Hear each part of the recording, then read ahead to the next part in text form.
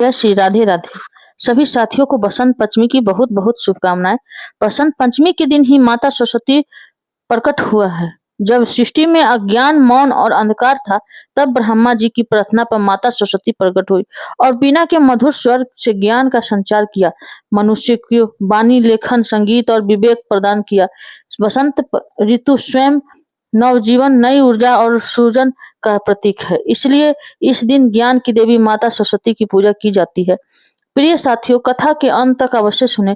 यह कथा एक ऐसी गांव की है जहां जीवन हर सुबह एक नई चुनौती बनकर खड़ा होता है और इस सजा नई उम्मीद की किरणें लेकर आती है। पर इस गांव की गलियों में एक ऐसा बालक भी भटकता था जिसके लिए न कोई सुबह की उम्मीद थी और न कोई सांझ की सुकून था। उसका नाम था, उसे खुद भी याद न था। हाँ, उसे बालक ही कहते थे और कभी-कभी तो अभागा, कलमुहा और अननाय जैसे कड़वे शब्द से भी पुकारते थे। उस बालक के जीवन में नियति ने ऐसा खेल खेला था जिसकी कल्पना मात्र से ही रूह कांप उठे। नियमित से इस विधि से बचाना किसी मनुष्य के लिए संभव था। एक दिन, बस एक ही दिन में सब कुछ बदल गया। वो सवेरा था जब उसकी माँ ने उसे प्रेम से जगाया था। पिता ने अपनी मजबूत भुजाओं से उठाकर उठाकर दुलारा था। उसका छोटा सा घर प्रेम और हंसी से भरा था। पर नियमित को यह सुख रास न आया। गांव में एक भीषण महामारी फैली, जैसे किसी अदृश्य दानव ने अपने विषैले पंजे पसार दिए हो। एक के बाद एक घर सुने होते गए। बालक को याद है कैसे उसकी माँ की आंखों की चमक धीरे धीरे बुझ चली गई। बेटा, माँ ने कांपते हाथों से उसका सर सहलाया। उसकी आवाज में एक अजीब सी विदाई थी। तू बस अच्छा बच्चा बनना, ठीक है। फिर आंखों में एक अनकही वेदना और एक लंबी सांस, और माँ शांत हो गई। बालक चीखा, माँ, पर कोई जवाब न था। माँ के ठंडे शरीर से लिपट कर वो रात भर रोता रहा, जैसे उसकी दुनिया का हर तारा टूट कर बिखर गया हो। अभी माँ के जाने के सदमा ठीक से संभाल भी नहीं पाया था कि अगले ही दिन उसका पिता भी उस महामारी की भेंट चल गया। पिता जो उसे हर खतरे से बचाने वाला था, वह भी निष्पद भरा था। पिताजी, उठो, मुझे डर लग रहा है। बालक की चीखें सुन घर में गूंजती रही, पर इस बार उसे सुनने वाला कोई नहीं था। अब वो अकेला था, बिल्कुल अकेला। उसका घर को कभी प्रेम की सुगंध से भरा था, अब सन्नाटे और मृत्यु की दुर्गंध से भर गया। पड़ोसियों के ने डर के मारे उससे दूर बना ली। कुछ बुजुर्गों ने तो तरस खाकर पिता और माँ के अंतिम संस्कार में मदद की, पर फिर वह अपने घरों में दुबक गए। महामारी से के डर से और शायद बालक के अभागा से भी 8 साल का वो छोटा सा प्राणी, जिसे कल तक जीवन की कठिनाइयों का अर्थ भी नहीं पता था, आज एक घरे अंधेरे कुएं में धकेल दिया गया। उसे भूख लगती, कोई रोटी नहीं थी। प्यास लगती, कोई पानी नहीं पूछता। रात में ठिठुरता होता तो कोई माँ की गर्म गोद न थी। माँ न पिता की मजबूत बाहें। वो केवल ही गलियों में भटकता रहता, कभी इस चौखट पर, कभी उस चौखट पर। कुछ देर दे दो माए, बहुत भूख लगी है। उसकी पतली आवाज अक्सर हवा में घुल जाती। जवाब में उसे अक्सर डांट ही मिलती, चल हट और जाकर मर, पहले ही गांव में विपदा आई है, तू और अभागता फैला रहा है। कोई कहता है, अरे हट रे, कहीं तू ही बीमारी लेकर तो नहीं आया। किसी ने तो गुस्से में कहा, यहाँ तक कि कहाँ जलकर क्यों नहीं मर जाता। एक और मुंह पालने की हिम्मत अब हम में नहीं। जलकर, यह शब्द उसकी आत्मा पर एक गहरे घाव की तरह बैठ गया। हर बार जब उसे धकेला जाता, तब हर बार जब उसे अनदेखा किया जाता, तो उसके कानों में यही शब्द गूंजते, जल जल कर वो सूखा कमजोर बालक जिसकी आंखों में समय एक अनकही पीड़ा से भर रही थी। सड़कों पर, गलियों में, पैरों के नीचे रात गुजार तारे तारे ही उसके साक्षी थे और चंद्र ही उसका अकेला साथी था। उसकी रीढ़ की हड्डी में जीवन का स्पंद कम और मृत्यु का भाग्य अधिक था। वो भूल चुका था कि पेट भरकर खाना क्यों होता है, बेफिक्री की नींद कैसे होती है।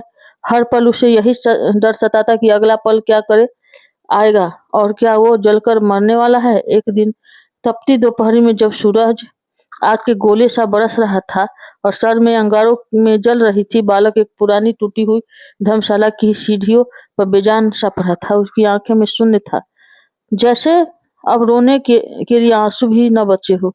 जलकर उसका मन बुदबुदा रहा था। शरीर में इतनी ही शक्ति न थी कि वो एक मक्खी भी उड़ा सके। उसकी सांसें धीमी पड़ रही थी। तभी एक वीरान मार्ग पर एक धवल वस्त्रधारी ऋषि अपनी कुटिया की ओर लौट रहे थे। उनकी चाल में धीरता थी, मुख में एक अलौकिक तेज। उनकी आंखें गहन ज्ञान और करुणा से भरी थी। चलते चलते उनकी दिव्य दृष्टि उस छिनकाए बालक पर पड़ी। ऋषि का नाम था महर्षि विश्वामित्र, जो अपने ज्ञान और तप के लिए दूर दूर तक प्रसिद्ध थे। महर्षि विश्वामित्र ने बालक को देखा। उसकी फटी हुई कंदरा की आंखें, सूखे कंठ और धूल मिट्टी से बना निष्प्राण सा शरीर। एक क्षण के लिए ऋषि ने कदम ठिठक गए। उनके हृदय में करुणा का सागर उमड़ पड़ा। यह कैसा जीवन है, यह कैसी नियति है जिसने एक कोमल प्राण को इतना कष्ट दिया है। वो उसके पास आए और झुके। बेटा, ऋषि की आवाज में गंगा की पवित्रता और हिमालय की शांति थी। क्या हुआ तुम्हें? बालक ने बड़ी मुश्किल से अपनी आंखें खोली। उसकी आंखों में डर था, पर शायद ऋषि की आवाज को कोमलता से एक क्षण में थमा लिया। वो कुछ बोल न पाया, बस एक निरीह दृष्टि से ऋषि को देखता रहा। भूख लगी है? ऋषि ने पूछा। बालक ने धीरे से सिर हिलाया। पानी चाहिए? फिर सिर हिलाया। तुम्हारे माता पिता कहाँ है पुत्र? इस प्रथम पर बालक की आंखों में एक बूंद टपकी, एक लंबी ठहरी हुई बूंद जो उसके सूखे गालों पर एक नया रास्ता बनाती है। नीचे लुढ़की। ऋषि ने सब समझ लिया। उन्होंने देखा कि यह बालक सिर्फ शरीर से नहीं, आत्मा से भी टूट चुका हुआ है। उसका हृदय मानो हजारों टुकड़ों में बिखर गया हो। उन्होंने उसे बड़ी कोमलता से उठाया। बालक, पहले तो सहमा, पर ऋषि से के हाथ का स्पर्श इतना दिव्य था कि उसे एक अजीब सी शांति मिली। उसे लगा कि बरसों बाद किसी ने उसे छुआ है। किसी ने प्रेम, और ऋषि के कंधे पर अपना सिर रखकर रोने लगा। इस बार भय का नहीं, बल्कि एक अनजाने सुकून के आंसू थे। महर्षि ऋषि विश्वामित्र उसे अपने गुरुकुल ले गए। गुरुकुल गांव के कुछ दूर नदी किनारे शांत वातावरण में स्थित था। वहां पेड़ की छाया थी, फूलों की खुशबू थी और वैदिक मंत्रों की गूंज थी। यह बालक के लिए एक बिल्कुल नई दुनिया थी। गुरुकुल में आते ही ऋषि ने बालक को स्नान करवाया, उसे स्वच्छ वस्त्र दिए और अपने हाथों से भोजन करवाया। बालक ने इतने प्रेम से भोजन कभी नहीं किया था। एक ही बार में भरपेट खाकर बरसों बाद उसे गहरी नींद आई थी। गहरी नींद आई। ऋषि ने उसे आदित्य नाम दिया। आदित्य ने अकेले था, पर वह उसकी एकांकी नहीं, पर अद्वैत अंदर से टूटा हुआ था। उसका शरीर भले ही ऋषि के संरक्षण में स्वस्थ होने लगा, पर उसकी आत्मा पर लगे घाव कभी हरे नहीं थे।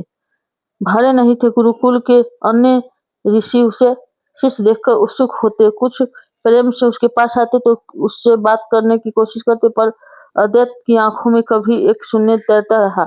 वो किसी से बात नहीं करता, किसी खेल में शामिल नहीं होता। जब कोई उसके शरीर करीब आता तो वह डरकर सिमट जाता।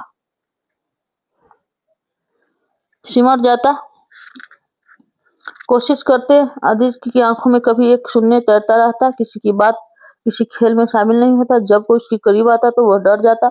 उसके कानों में अब भी वो शब्द गूंज कर, जल मर जा अभागा। महर्षि विश्वामित्र सब समझते थे। वे जानते थे कि शरीर के घाव दवा से भरते हैं, पर आत्मा के घाव प्रेम और धैर्य से। वे आदित्य के पास बैठे, उसे कहानियां सुनाते, उसे शांत मंत्रों का पाठ करवाते।